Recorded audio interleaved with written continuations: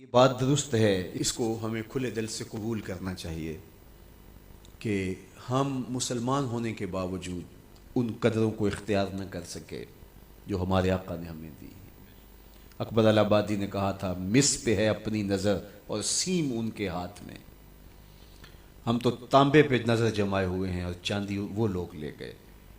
اقدار عالیہ، رویوں کی خوبصورتی، قوانین کی بالادستی اور زندگی کا بہت سارا جمال وہ ہم سے چھین کے لے گئے. یہ خزانہ ہمارا تھا، لیکن صاحب جام اسی کا جو بڑھ کے تھام لے، جو بھی محنت کرے. ایک وہ زمانہ بھی تھا کہ شارلمان اس کے لارڈز ابھی دستخط کرنے کی مشق سے گزر رہے تھے. ابن حزم کے قلم سے 1000 کتابیں نکل چکی تھی. وہ زمانہ بھی ہم نے دیکھا جب پیرس میں کیچڑ تھا اور بغداد عروس البلاد کہلاتا تھا. ہم نے وہ دور بھی دیکھا ہے جب وہ سواد آشنا بھی نہیں تھے، حرف آشنا بھی نہیں تھے، اور ہمارے منجم ستاروں پہ کمندے ڈالتے تھے. جب ہم محنت کرتے، خدائے زندہ زندوں کا خدا ہے، یہ اس کا اصول ہے، یہ اس کا ضابطہ ہے.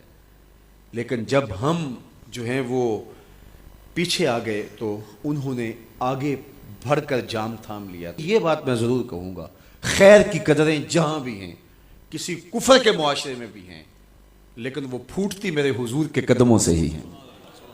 چوکھٹ اسی سے ہی فیض اور نور اور روشنی پھوٹی ہے، اجالے یہیں سے گئے ہیں، ورنہ انسان آج بھی زنجیروں میں جکڑا ہوتا. وہ کیسا سماج تھا کہ جب بیٹی کو زندہ درگور کر کے باپ آتا تھا تو معاشرہ اسے داد دیتا تھا کہ تو نے اپنی آبرو بچا لی ہے، تو نے اپنی عزت بچا لی ہے. اور یہ اتنا بڑا گھنونا جرم. قیامت کے دن سب سے پہلا سوال نماز کا ہوگا، لیکن سب سے پہلا فیصلہ قتل کا ہوگا.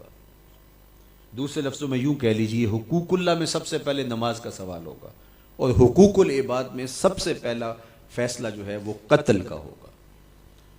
اور قتل میں بھی وہ بچیاں جو زندہ درگور کی گئی، ان کا مقدمہ پہلے لایا جائے گا. قرآن بتاتا ہے وَإِذَا الْمَوْءُودَةُ سُئِلَتْ بِأَيِّ ذَنبٍ قُتِلَتْ. قبروں میں گڑی ہوئی بچیاں اٹھائی جائیں گی، اللہ کی عدالت ہوگی، ان کے ظالم باپ کٹہرے میں کھڑے ہوں گے.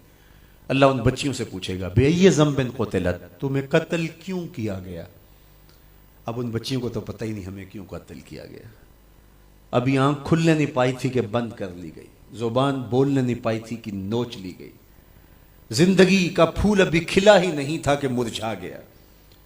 انہیں تو پتہ ہی نہیں ہمارے ظالم باپوں نے یہ قیامت کیوں اٹھائی، یہ غضب کیوں توڑا، ہمارے معصوم دامن پہ کون سا داغ دیکھا کہ ہمارے ظالم باپوں نے ہماری زندگی نوچ لی. کہتے ہیں گڑھا کھودتے تھے، تاریخ پڑھیں، دل آج بھی خون کے آنسو روتا ہے. اور گڑھا کھود کر کے اس میں کھلونے رکھتے اور بچی وہاں بیٹھ جاتی اور کھلونوں سے کھیلنے لگتی، اور وہ اوپر سے ریت ڈالتے، اور وہ بچی پہلے پہل تو اس کو کھیل سمجھتی اور وہ اس کھیل میں خود شریک ہوتی. لیکن جب اس کے کندھوں سے اوپر تک ریت بڑھتی اور اس کی سانس دبنے لگتی، پھر اسے سمجھ آتی یہ کہانی کوئی اور ہے.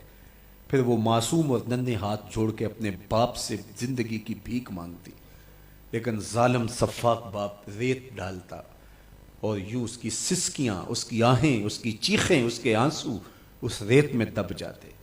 اور اس معصوم ننھی چڑیا کے لیے نہ کوئی موم بتیاں جلانے والے تھے، نہ کوئی اس کے لیے احتجاج کرنے والے تھے، اور نہ کوئی اس کی FIR کٹتی تھی. باپ کو بھی داد ملتی، ماں کو بھی داد ملتی. معاشرہ سفاک اس پہ ماتم کرنے کی بجائے اس پہ خوشیوں کا اظہار کرتا. پہلی آواز پورے عرب میں جو اٹھی اور بلند ہوئی وہ میرے حضور کی تھی. بیٹیوں کو قتل کرنے والوں سن لو، میری فاطمہ میرے جگر کا ٹکڑا ہے. یہ پہلی آواز تھی. یہ صرف کلمہ محبت ہی نہیں ہے، اس ظالمانہ سماج کے خلاف جو ہے وہ علم جہاد میرے حضور نے بلند کیا. میری بیٹی میرے جگر کا ٹکڑا ہے. اور کہا جو دو بیٹیاں، دو بہنیں اللہ کی رضا کے لیے پروان چڑھائے اور ان کا نکاح کر دے، قیامت کے دن وہ یوں میرے نیڑے ہوگا جس طرح یہ دو انگلیاں کری.